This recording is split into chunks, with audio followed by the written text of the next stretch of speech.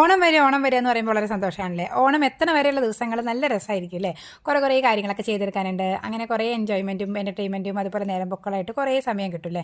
ഓണം കഴിഞ്ഞാൽ പിന്നെ അത് കഴിഞ്ഞു. അപ്പോൾ പറഞ്ഞൊരു ഓളായിട്ടാലും അത് മാറ്റാനായിട്ട് നമുക്കൊരു ക്രാഫ്റ്റ് കണ്ടാലോ. അപ്പോൾ നമ്മളിതൊരു ഓണസദ്യ ഉണ്ടാക്കിയെടുക്കാൻ പോവുകയാണ്. കയ്യിൽ MC ഇതിങ്ങനെ ഒതുക്കണതിൻ്റെ ഇടയിൽ കിട്ടിയപ്പോഴാണ് നമുക്ക് ഇങ്ങനെ ഒരു ഐഡിയ ചെയ്തെടുക്കാമെന്ന് വിചാരിച്ചത്. ക്ലേ ഇല്ലെങ്കിൽ MC ഉപയോഗിച്ചിട്ട് നമ്മളിതാ ഒരു ഓണത്തിൻ്റെ ഇല റെഡിയാക്കിയിട്ടുണ്ട്. കയ്യിൽ ഒതുങ്ങാത്തതുകൊണ്ട് നമ്മളിതാ ഒരു കാർഡ് ബോർഡിൽ വെച്ചിട്ടാണ് അത് സെറ്റ് ചെയ്തെടുക്കുന്നത്. അപ്പോൾ ഇലയുടെ മാർക്കിംഗ് ഒക്കെ കഴിഞ്ഞിട്ടുണ്ട്. നമ്മളൊരു ഗ്രീൻ കളർ വെച്ചിട്ട് ഷെയ്ഡ് ചെയ്ത് കൊടുത്തിട്ടുണ്ട്. അങ്ങനെ അതിൻ്റെ പാറ്റേണൊക്കെ നല്ല കറക്റ്റായിട്ട് കിട്ടിയിട്ടുണ്ട് കേട്ടോ. കുറച്ച് നല്ല ഫ്രഷ് ഇല പോലെയൊക്കെ തോന്നുന്നുണ്ട് ആ ഗ്ലേസിംഗ് ഒക്കെ കാരണം. ഇനി നമ്മളിതിലേക്ക് ഓരോ കറികളായിട്ട് വിളമ്പെടുക്കാൻ പോവുകയാണ്. ആദ്യം നമ്മളിതാ ഒരു അച്ചാർ സെറ്റപ്പ് ചെയ്യുന്നുണ്ട്. അപ്പോൾ ഒരു മാങ്ങച്ചാറാണ് ഉദ്ദേശിച്ചത്. അത് കഴിഞ്ഞിട്ട് പുളിയിഞ്ചി, ഞങ്ങളിവിടെ പുളിയിഞ്ചി എന്ന് പറയും, പിന്നെ അല്ലെങ്കിൽ ഇഞ്ചമ്പുളി, അങ്ങനെ പലതും പറയും തോന്നുന്നുണ്ട് കേട്ടോ. അപ്പോൾ നിങ്ങൾ എന്താണ് പറയാമെന്ന് ജസ്റ്റ് കമൻറ്റ് ചെയ്യുക. അപ്പോൾ നമ്മൾ അത് കഴിഞ്ഞിട്ട് ഇതാ നമ്മുടെ ഒരു ഇഷ്ടു റെഡിയാക്കിയിട്ടുണ്ട്. എനിക്ക് നല്ല ഇഷ്ടമുള്ള ഒരു വിഭവമാണ് കേട്ടോ ഇഷ്ടു. എല്ലാവർക്കും ഒത്തിരി ഇഷ്ടമായിരിക്കില്ല. നിങ്ങളുടെ ഇഷ്ടപ്പെട്ട കറി ഏതാണെന്ന് കമൻറ്റ് ചെയ്യാൻ മറക്കരുതേ. അത് കഴിഞ്ഞിട്ട് നമ്മളിതാ ഒരു കാളൻ സെറ്റപ്പ് കൊടുത്തിട്ടുണ്ട്. ഒരു മഞ്ഞ കാളൻ റെഡിയാക്കിയിട്ടുണ്ട്. അത് കഴിഞ്ഞിട്ട് നമ്മൾ അവിയലാണ് കേട്ടോ വിളമ്പാൻ പോകുന്നത്.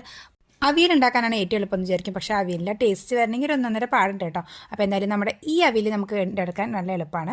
അപ്പോൾ നമ്മുടെ അവിയലിലെ കഷ്ണങ്ങളൊക്കെ അത് ഓരോന്നായിട്ട് സെറ്റപ്പ് ചെയ്തിട്ട് നമ്മൾ പെയിൻ്റ് അടിച്ച് കൊടുക്കുന്നുണ്ട്. അത് കഴിഞ്ഞിട്ടാണ് ഇത് വെക്കാനാണ് കേട്ടോ പാട്. ഓരോന്നും വിരലിൻ്റെ മുകളിൽ നിന്ന് എടുത്തിട്ട് അതിൻ്റെ മുകളിൽ ജസ്റ്റ് ഒന്നിങ്ങനെ വെച്ച് കൊടുക്കുന്നുണ്ട്. വേറെ പശയൊന്നും നമ്മൾ ഒട്ടിക്കുന്നില്ല. MC കറക്റ്റ് അതിൻ്റെ മുകളിൽ അങ്ങനെ ചേർന്നിരുന്ന് ബ്ലെൻഡ് ആയിക്കോളൂ കേട്ടോ.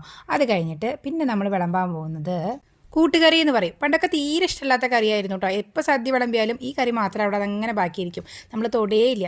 പക്ഷേ ഇപ്പോൾ കാലം മാറിയപ്പോൾ അതൊക്കെ ചെറുതായിട്ട് ഇഷ്ടപ്പെട്ട് തുടങ്ങി. പിന്നെ ഒരു പച്ചടി കിച്ചടി ഉണ്ടാക്കിയിട്ടുണ്ട്. ബീട്രൂട്ട് കിച്ചടിയുടെ പോലെ നമ്മളൊരെണ്ണം ഉണ്ടാക്കിയിട്ടുണ്ട്. അത് കഴിഞ്ഞിട്ട് നമ്മുടെ കായവറവാണ് കേട്ടോ. ഇതെനിക്ക് നല്ല ഇഷ്ടമായി കേട്ടോ. കായവറവിൻ്റെ മുകളിൽ പിന്നെ അതുപോലെ തന്നെ ഒരു ശർക്കര ഉപ്പേരി ഉണ്ടാക്കിയിട്ടുണ്ട്. സൈഡിൽ കുറച്ച് ഉപ്പും കൂടി വെച്ചിട്ടുണ്ട് കേട്ടോ, വെള്ളപ്പൊടി പോലെ. അത് കഴിഞ്ഞിട്ട് നമ്മളിതാ പപ്പടം സെറ്റപ്പ് ചെയ്തെടുത്തിട്ടുണ്ട്. പപ്പടം റെഡി ആയിട്ടുണ്ട്. ചെറുതായിട്ടൊരു കരിഞ്ഞ പോലെ ഷേപ്പാക്കാൻ വേണ്ടി ഒരു ചെറിയ ബ്രൗൺ കളറൊക്കെ അടിച്ചു കൊടുത്തിട്ടുണ്ട് കേട്ടോ. പിന്നെ നമ്മുടെ ചോറ്, അപ്പോൾ നല്ല വെള്ളരി ചോറുണ്ട്. പിന്നെ അതുപോലെ കുറച്ച് സാമ്പാർ, പിന്നെ അതിലൊരു പായസം. അപ്പോൾ ഇത്രയപ്പോൾ നമ്മുടെ ഓണ വിഭവങ്ങളോട് കൂടിയിട്ട് എല്ലാ കറികളും സെപ്പറേറ്റ് നിൽക്കുന്ന ഒരു ഓണസദ്യ റെഡി ആയിട്ടുണ്ട്. കണ്ടിട്ട് ഇഷ്ടപ്പെട്ട് ലൈക്ക് ചെയ്യാൻ മറക്കരുത് കേട്ടോ.